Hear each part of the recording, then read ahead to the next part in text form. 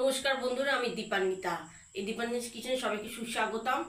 একদম পুজোর আমেজ চলে এসেছে, আর এই পুজোর সময় ইচ্ছে করে বিভিন্ন ধরনের রান্না করে আমাদের পরিবার ও বন্ধুদের সঙ্গে পুজোর আনন্দ উপভোগ করি। তাই আজকে আমি আপনাদের কাছে শেয়ার করব খুবই সহজ পদ্ধতির মটন পোলাও। আমি যে মটন পোলাওটা দেখাবো, একেবারে সদ্য বিবাহিতা মেয়েরাও এটা বানিয়ে নিতে পারবে, এই ঝরঝরে মটন পোলাও। তাহলে সময় নষ্ট না করে রান্নাটা এবার শুরু করি। মটন পোলাও তৈরি করতে প্রথমে আমি 600 গ্রাম পাঁঠার মাংস নিয়েছি। তারপরে এর মধ্যে দিলাম 2 টেবিল চামচ সাদা তেল,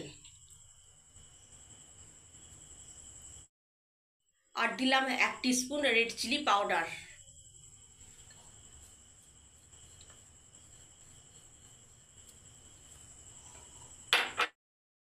এবারে দিলাম স্বাদ অনুযায়ী নুন, আর দিলাম 4টে গ্রিন চিলি। এবারে দেবো 2টো মিডিয়াম সাইজের অনিয়ন স্লাইস করে কেটে নিয়েছি, এর মধ্যে দিয়ে দিলাম। এগুলো সব একসঙ্গে ম্যারিনেট করে 2-3 ঘন্টার জন্য রেখে দেবো।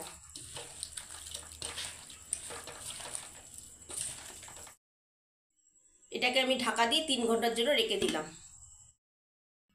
এবার একটা মিক্সচার তৈরি করে নেবো। এই জন্য বড় কাপের 1 কাপ বাটির মধ্যে টক দই দিলাম, আর দিলাম 2 টিস্পুন আদা বাটা,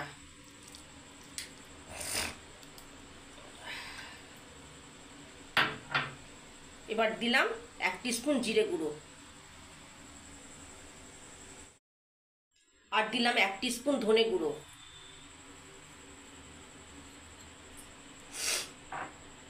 এবারে দিলাম 1 টিস্পুন লঙ্কা গুঁড়ো।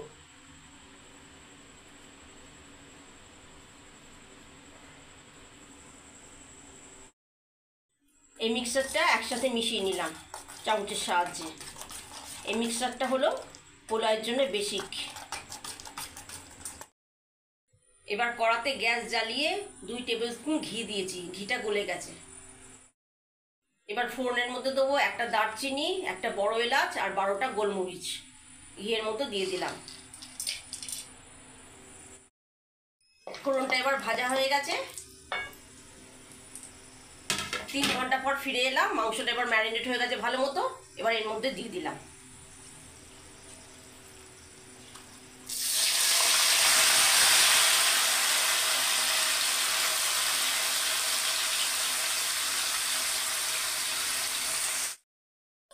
এবার মাংস থেকে যতক্ষণ না তেল বেরোবে ততক্ষণ আমি মাংসটা নাড়তে থাকবো। এবার মাংস থেকে তেলটা ছেড়ে বেরিয়ে এসছে। এবার দইয়ের মিক্সচারটা এর মধ্যে ঢেলে দেবো।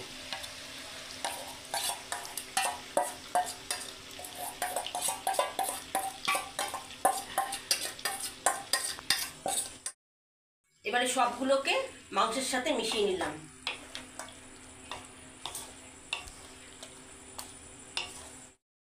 এবার আমি কড়া থেকে মাংসটা কুকারে ঢেলে নিয়েছি।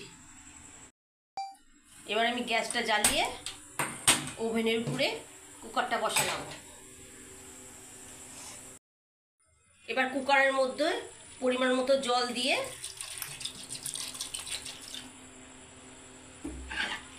3টে সিটির জন্য অপেক্ষা করব। কেননা খাসির মাংস সেদ্ধ হতে 5-6টা সিটি লাগে, এর অর্ধেক সিটি আমি দেবো। আমি এখানে 600 গ্রাম বাসমতি চাল নিয়েছি, 30 মিনিটের জন্য আগে থেকে ভিজিয়ে রেখেছিলাম।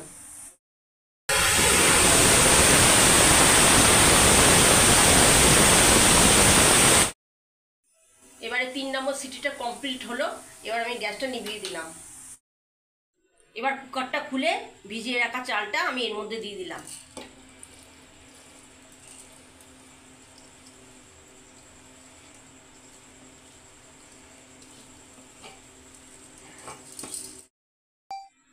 এবার চালটাকে মাংসের সাথে হালকাভাবে মিশিয়ে নিলাম। আবার আমি পরিমাণ মতো জল দিয়ে দিলাম।